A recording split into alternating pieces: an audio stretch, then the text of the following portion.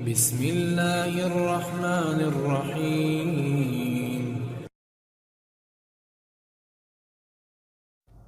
حضور پاک صلی اللہ علیہ وسلم پر سورہ کہف نازل ہونے کا واقعہ۔ کہتے ہیں کہ مکہ کے مشرکین نے 2 یہودی عالموں کے پاس اپنے آدمی بھیجے۔ یہ یہودی عالم مدینہ میں رہتے تھے۔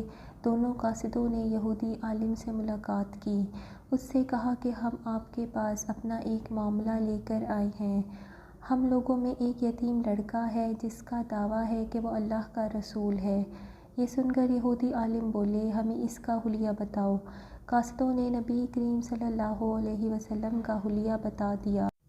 تو انہوں نے پوچھا کہ تم لوگوں میں سے کتنے لوگوں نے ان کی پیروی کی ہے؟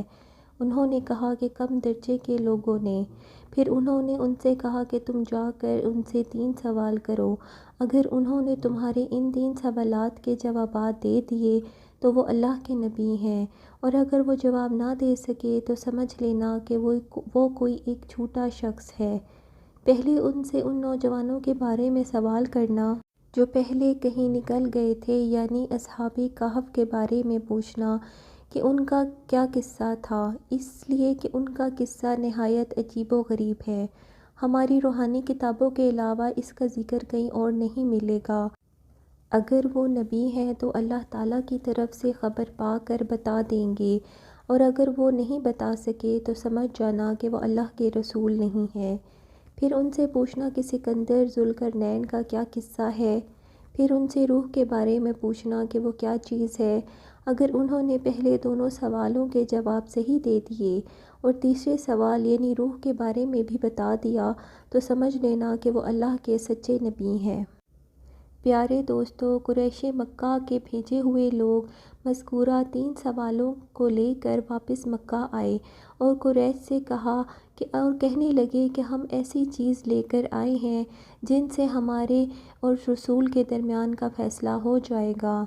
دوستو، کہا جاتا ہے کہ ان سب کی تفصیل انہوں نے ان کو سنائی۔ اب یہ مشرکین آپ صلی اللہ علیہ وسلم کے پاس آئے اور آپ سے کہا، اے محمد، اگر آپ اللہ کے سچے رسول ہیں تو ہمارے 3 سوالات کے جوابات دیں۔ ہمارا پہلا سوال یہ ہے کہ اصحاب کہف کون تھے، دوسرا سوال ہے کہ ذوالقرنین کون تھے، اور تیسرا سوال ہے کہ روح کیا چیز ہے۔ آپ صلی اللہ علیہ وسلم نے ان کے سوالات سن کر فرمایا، میں ان سوالات کا جواب تمہیں کل دوں گا۔ نبی کریم صلی اللہ علیہ وسلم نے اس جملے میں انشاءاللہ نہ فرمایا، یعنی یوں نہ فرمایا کہ انشاءاللہ میں تمہیں کل جواب دوں گا۔ قریش آپ کا جواب سن کر واپس چلے گئے۔ حضرت صلی اللہ علیہ وسلم وحی کا انتظار کرنے لگے مگر وحی نہ آئی۔ دوسرے دن وہ لوگ آئے، آپ صلی اللہ علیہ وسلم ان کو کوئی جواب نہ دے سکے۔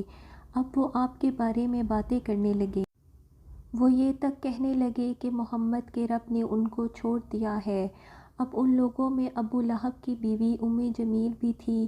اس نے بھی یہی الفاظ کہے کہ تمہارے مالک نے تم کو چھوڑ دیا ہے۔ قریش کی یہ باتیں آپ صلی اللہ علیہ وسلم کو بہت غمگین کر گئیں۔ آپ بہت پریشان ہو گئے۔ اتنے میں حضرت جبرائیل علیہ السلام سورہ کہف لے کر نازل ہوئے۔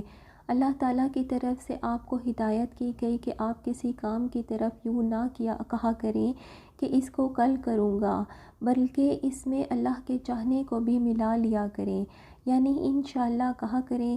اگر آپ بھول بھی جائیں تو اپنے رب کا ذکر کیا کریں اور کہہ دیجئے کہ مجھے امید ہے میرا رب مجھے، یعنی نبوت کی دلیل بننے کے اعتبار سے، اس سے بھی نزدیک تر بات بتا دے گا۔ بحوالہ سورہ کہف۔ اس موقع پر وحی میں دیر اس لیے نہیں ہوئی کہ آپ نے انشاءاللہ نہیں بولا۔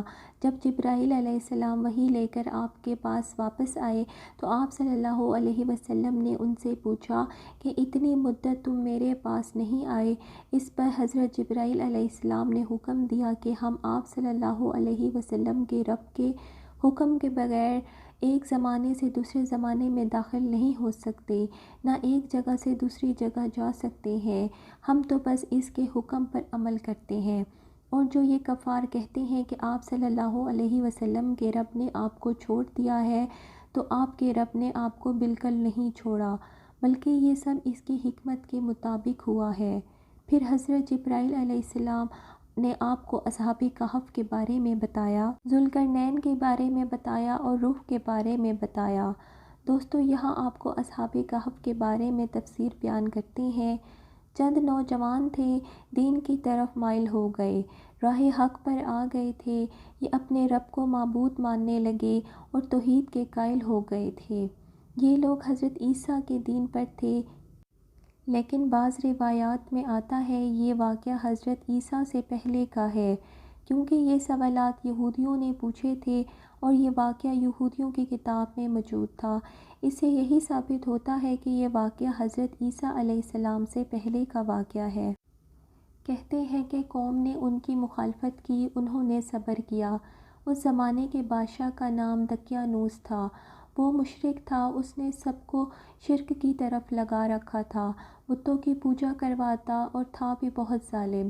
سال میں میلہ لگواتا، یہ نوجوان میلے میں گئے، وہاں بت پرستی ہوتی دیکھی، یہ سب وہاں سے بیزار ہو کر نکل آئے اور سب ایک درخت کے نیچے جمع ہو گئے۔ اس سے پہلے یہ لوگ ایک دوسرے کو جانتے نہیں تھے۔ جب بات چیت شروع ہوئی تو معلوم ہوا یہ لوگ بتوں سے بیزار ہو کر میلے سے چلے آئے ہیں۔ اب انہوں نے اللہ کی عبادت کے لیے ایک جگہ مقرر کی۔ رفتہ رفتہ مشرک قوم کو ان کے بارے میں پتہ چل گیا، وہ انہیں لے کر بادشاہ کے پاس آ گئے۔ بادشاہ نے ان سے سوالات کیے تو انہوں نے نہایت دلیری سے شرک سے بری ہونے کا اعلان کیا۔ بادشاہ اور درباریوں کی توحید کی دعوت دی۔ انہوں نے صاف کہہ دیا کہ ہمارا رب وہی ہے جو زمین اور آسمان کا مالک ہے، اور یہ ناممکن ہے کہ ہم اس کے سوا کسی اور کی عبادت کریں۔ ان کی صاف ہوئی پر بادشاہ بڑا بگڑا، اس نے انہیں ڈرایا دھمکایا کہ اگر تم باز نہ آئے تو تمہیں کڑی سزا دوں گا۔ بادشاہ کی یہ بات سن کر ان میں مزید دلیری آ گئی، لیکن ساتھ ہی انہوں نے یہ محسوس کر لیا وہ یہاں رہیں گے تو دیندار نہیں ہو سکتے، اسی لیے انہوں نے سب کچھ چھوڑ کر وہاں سے نکلنے کا ارادہ کر لیا۔ جب یہ لوگ اپنے دین کو بچانے کے لیے قربانی دینے کے لیے تیار ہو گئے تو ان پر اللہ تعالیٰ کی رحمت نازل ہو گئی اور ان سے فرمایا گیا کہ جاؤ کسی غار میں پناہ حاصل کرو، تم پر اللہ کی رحمت نازل ہوگی اور وہ تمہارے کام میں آسانی اور راحت مہیا فرما دے گا۔ بس یہ لوگ موقع پا کر بھاگ نکلے اور پہاڑ کی غار میں جا چھپے۔ انہیں ہر طرف تلاش کیا مگر وہ نہ ملے۔ اللہ تعالیٰ نے ان کو دیکھنے سے عاجز کر دیا۔ دوستو، یاد رہے بالکل اسی طرح کا واقعہ حضور پاک صلی اللہ علیہ وسلم کے ساتھ پیش آیا جب آپ صلی اللہ علیہ وسلم نے حضرت ابوبکر صدیق کے ساتھ غار ثور میں پناہ لی، لیکن مشرکین غار کے منہ تک آنے کے بعد بھی آپ صلی اللہ علیہ وسلم کو دیکھ نہیں سکتے تھے۔ اصحاب کہف کے بارے میں بھی یہی کہا جاتا ہے کہ بادشاہ کے آدمی غار تک آئے مگر وہ ان کو دیکھ نہ سکے۔ قرآن کریم کا اعلان ہے کہ صبح شام اس غار میں دھوپ آتی جاتی ہے۔ غار کس شہر کے کس پہاڑ میں ہے یہ یقینی طور پر نہیں، کسی کو معلوم نہیں۔ پھر اللہ تعالیٰ نے ان پر نیند طاری کر دی۔ اللہ تعالیٰ ان کی کروٹیں بدلواتے رہے اور ان کا کتا بھی ان کے ساتھ تھا۔ پیارے دوستو، جس طرح اللہ کی قدرت نے ان کو سلا دیا، اس طرح جگا بھی دیا۔ 309 سال تک سوتے رہے اور جب جاگے تو ایسے ہی تھے جیسے کل سوئے ہوں۔ ان کے بدن، کھال بال، غرض کہ ہر چیز بالکل ٹھیک تھی، کسی قسم کی کوئی تبدیلی واقع نہیں ہوئی تھی۔ وہ آپس میں کہنے لگے، ہم کتنی دیر تک سوتے رہے؟ ایک نے جواب دیا کہ 1 دن یا اس سے بھی کم۔ یہ بات اس نے اس لیے کہی کہ جب وہ سوئے تھے تو صبح کا وقت تھا اور جب آنکھ کھلی تو شام کا وقت تھا، اسی لیے انہوں نے خیال کیا کہ وہ 1 دن یا اس سے بھی کم سوئے ہیں۔ اور ایک نے تو یہ کہہ کر بات ختم کر دی کہ اس کا علم تو اللہ کو ہی ہے۔ اب ان کو شدید بھوک پیاس کا احساس ہوا۔ انہوں نے سوچا کہ اب باہر سے کچھ منگوا لیا جائے اور پیسے بھی ان کے پاس تھے۔ انہوں نے فیصلہ کیا کہ ہم میں سے کوئی ایک باہر جائے اور کھانے کی کوئی پاک اور عمدہ چیز لے کر آئے، اور جاتے ہوئے اور آتے ہوئے اس بات کا خیال رکھے کہ کسی کی نظر اس پر نہ پڑ جائے۔ اگر کسی کو ہمارے بارے میں معلوم ہو گیا تو وہ ہمیں جان سے مار ڈالیں گے۔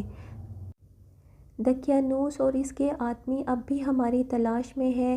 چنانچہ ان میں سے ایک غار سے باہر نکلا تو وہ سارا نقشہ ہی بدلا ہوا دیکھتا ہے۔ اب اس کو کیا معلوم کہ 309 سال تک سوتے رہے۔ اس نے دیکھا کہ کوئی چیز اپنی پہلی والی حالت میں نہیں ہے۔ شہر میں کوئی اسے جانا پہچانا نظر نہ آیا۔ یہ حیران اور پریشان تھا، ڈرے ڈرے آگے بڑھ رہا تھا اور سوچ رہا تھا کہ کل شام تو ہم اس شہر کو چھوڑ کر آئے، پھر یہ اچانک کیا ہو گیا ہے۔ آخر کار وہ ایک دکان پر پہنچا، دکاندار کو پیسے دیے اور کھانے پینے کا سامان طلب کیا۔ دکاندار اس سکے کو دیکھ کر حیرت زدہ رہ گیا۔